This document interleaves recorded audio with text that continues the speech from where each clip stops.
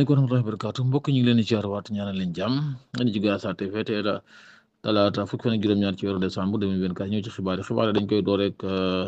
kii di Mamadou Dia ak président Senghor nga xamante ne si 17 décembre 1962 17 décembre 2024 mu doon histoire bu kenn du fàtte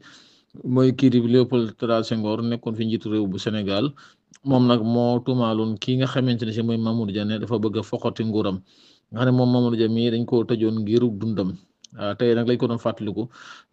mu doon 17 décembre 1962 tey ñu ngi ci 17 décembre 2024. nekkoon maire bu Ndakaaru di Barthélémy Dias moom nag démb dafa demoon doon visiter chantier yi nga xam ne ci kër góor gi mooy cité kër góor gi yoo xam ne maire bu Ndakaaru moom moo ko defaroon ba fa demee nag police da ko bloqué ne ko doo visiter chantier yooyu ndax nekkutoo maire bu Ndakaaru ñi nga xamante ne si nag ñooy conseil kii bi nu tuddati ñi nga xam ne ñooy liggéeyee ca maire bu Ndakaaru ñoom it bëggoon nañu amal ab réunion fële ca maire bu Ndakaaru waaye police tamit da leen koo tere adjoint yëpp maire ba fottu parti socialiste ñoom génn nañ di naqarlu li nga xamante ne si nguur gi def na ko kii di Barthélémy Dias. fédération nag moom ñëw nañ di wax ci ki nga xam ne mooy Khalifa rapport ginnaaw bi nga xam ne yóbbu nañ ko kaso démb moom nag talaata bi ñu jëm lañ ko war a diglu ngir gën a xóotal diglu bi lu ko waral nag mooy Khalifa mi nag dafa jotee ki nga xam ne mooy Demba Ka njiital ODCAV OIL moom nag ginnaaw bañ ko digloo ajjuma nag dañ koo jàllale woon kaso démb nag waaye nag war nañ ko diglu talaata ji ñu jëm gën a xóotal audition yi nga xam ne moom lañ ko war a def moom Khalifa. jigéen nag ñoo nañ jox ci kii ci Alioune Sall moom mi jiite mbirum communication moom nag waa CNRA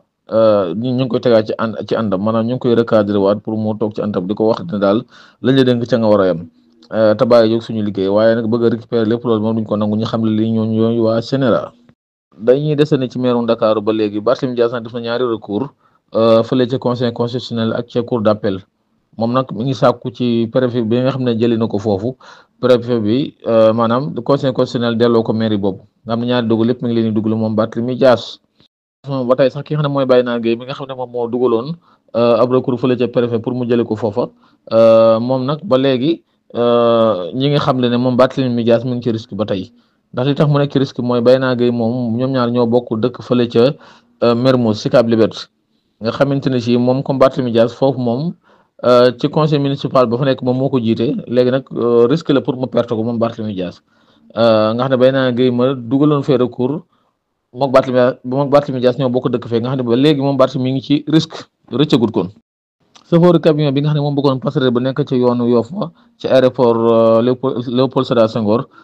ca route ba moom nag démb lañ ko doon 6 heures dañoo waxoon na sax dañ koo tëj 3 mois ferme waaye dañ koo mujj tëj 3 mois yoo xam ne sursis la ba pare amande ko moom 900 000 tey jii lañ ko doon 6 heures nga xam ne at ba daanu na. dañuy ñëw ci wàllum tàggat yaram démb nag lañ doon sargal joueurs yi nga xam ne si ñoo dàq football ci Afrique ak équipe yi nga xam ne si ñoo gën a maanaam ñooy meilleure équipe ci Afrique démb lañ ko doon joxe ki nga xam ne mooy doomu Nigeria bii di Lookman moom nag moom lañ jox joueur bu dàq football ci. diwaanu Afrique ki nga xam ne mooy Lamine Camara nag mooy ki gën a doon jeune maanaam koo xam ne 20 ans la am dàq football ci Afrique ci ñu gën a doon ndaw démb lañ ko doon joxe Coupe d'Afrique 2025 nag jàpp nañ ko 2025 2026 jàpp nañ ko